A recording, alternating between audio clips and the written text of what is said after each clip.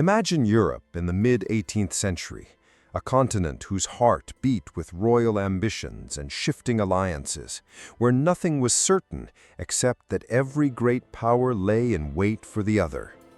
An emperor dies without a male heir, and a young queen named Maria Theresa suddenly finds herself alone, facing the ravenous wolves of Europe, from Frederick II, the ambitious king of Prussia, to opportunistic France, and through Spain, Bavaria, and Saxony, each of them seeing the Habsburg inheritance as a prize worth seizing.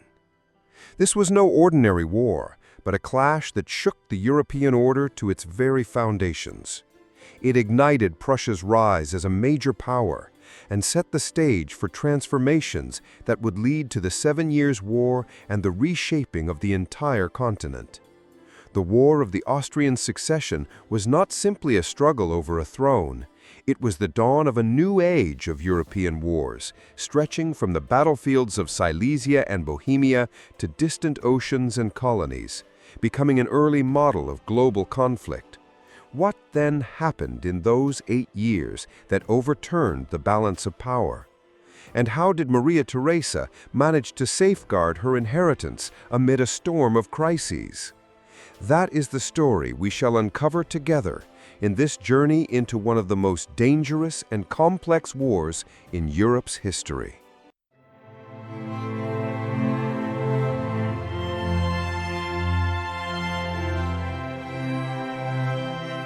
In the first half of the 18th century, Europe lived under the delicate balance of great powers. Gone were the days when a single state could dominate absolutely, as in the 2 centuries before. This equilibrium rested on a complex web of treaties, alliances, and agreements, many of them tied to the fate of the House of Habsburg, rulers of Austria and the Holy Roman Empire. Though this dynasty had gradually lost much of its military and financial might through constant wars with the Ottoman Empire and with France, it remained a cornerstone of Europe's political system. When Emperor Charles VI ascended the throne in 1711, he immediately faced a grave dilemma: the absence of a male heir to ensure the continuation of the Habsburg line. In 1713, he issued the Pragmatic Sanction, declaring that his daughters could inherit all Habsburg lands intact. This was highly unusual in an age that traditionally excluded women from imperial succession. Charles spent much of his reign persuading European powers, through diplomacy or concessions, to recognize the right of his eldest daughter, Maria Theresa, to succeed him. Yet these guarantees proved far less solid than he imagined. France, though it had nominally accepted the sanction, never concealed its desire to weaken the Habsburgs in favor of its own influence in Germany and Italy. Prussia, under the Hohenzollerns, eyed expansion at Austria's expense, particularly the wealthy province of Silesia. Spain still resented the loss of its Italian possessions in the War of the Spanish Succession and longed to reclaim them. Even Bavaria and Saxony, medium German powers, harbored dreams of seizing the imperial crown if the Habsburgs faltered. Thus, Charles VI's death in October 1740 became a turning point. Without a male heir, Austria's rivals found an ideal pretext to challenge Maria Theresa's legitimacy and divide up the vast Habsburg inheritance, stretching from Austria, Bohemia, and Hungary to Italy and beyond. What began as a succession dispute quickly turned into a test of Europe's entire balance of power. The Pragmatic Sanction, meant to ensure stability, instead lit the spark of one of the century's fiercest wars. Maria Theresa inherited a sprawling realm, but one drained financially and militarily.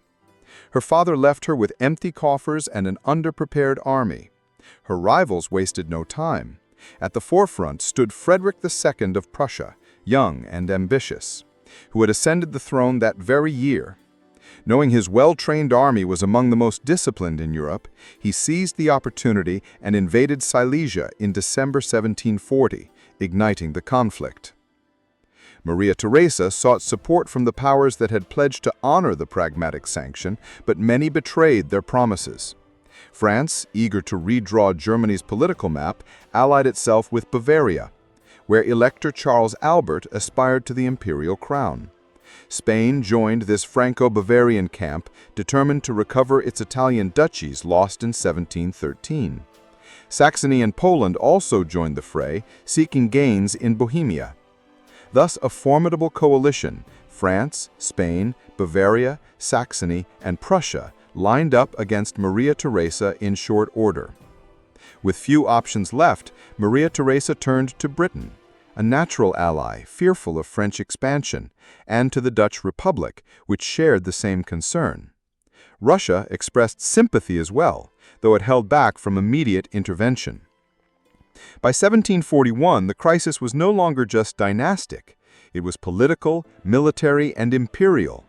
A contest over Maria Theresa's legitimacy, the imperial crown, dominance in Germany and Italy, and even colonial rivalry overseas. A local succession dispute had escalated into a continental war. The first blow came from Prussia, whose disciplined troops crushed Austria at the Battle of Mollwitz in 1741, securing Silesia. Encouraged, France and its allies pressed deeper. French and Bavarian forces captured Prague and crowned Charles Albert of Bavaria as King of Bohemia and later as Holy Roman Emperor Charles VII. But Austria struck back, invading Bavaria and forcing him into retreat. In Italy, Austria clashed bitterly with Spain and its allies over Parma, Milan, and Genoa, battles that consumed resources without decisive results. Britain soon joined Austria in earnest. Determined to curb French power, it dispatched forces to the Austrian Netherlands. The campaign culminated in 1745 at the Battle of Fontenoy, where France scored a major victory against the Anglo-Austrian army. Yet despite this triumph, France failed to achieve a decisive breakthrough in the wider war. Meanwhile, Maria Theresa rallied Hungarian nobles with passionate appeals, winning their loyalty and troops to defend the Habsburg throne. This strengthened her legitimacy and bolstered Austria's defenses. Even so, Prussia remained relentless. Frederick's army triumphed again at battles such as Hohenfriedberg in 1745, cementing his hold on Silesia. The war spilled into global theaters. British and French fleets clashed in the Caribbean, India, and off Africa's coasts. The War of the Austrian Succession thus became an early world war, extending Europe's rivalries far beyond the continent. By 1747–48, all sides were exhausted. Neither Austria could retake Silesia, nor France impose its will entirely. The heavy toll forced negotiations, culminating in the Treaty of Aix-la-Chapelle, 1748. Maria Theresa's inheritance was formally recognized, but she had to concede Silesia permanently to Prussia, a massive gain for Frederick II that elevated Prussia to great power status. The treaty largely restored the pre-war map elsewhere. France evaluated most conquests in the Austrian Netherlands. Italy's duchies were reshuffled among Austria, Spain, and Sardinia, and Britain and France returned seized colonies. No one was truly satisfied. Austria survived, but lost Silesia. Prussia gained prestige and wealth. France's military victories yielded little politically. Britain spent vast resources with modest results. Spain failed to regain its lost power. The so-called peace was little more than a truce. The Austrian-Prussian rivalry remained unresolved, and within a decade, Europe plunged into the 7 Years' War, a direct continuation of these struggles. The War of the Austrian Succession marked a watershed in European history. It elevated Prussia into a major player, confirmed Maria Theresa's rule, exposed the limits of French strategy, and reinforced Britain's naval commercial supremacy. Above all, it revealed how Europe's conflicts were no longer confined to the continent, but had become truly global. This was not merely a dynastic quarrel, it was a turning point, heralding the rise of nation-states and global wars that would define the modern era.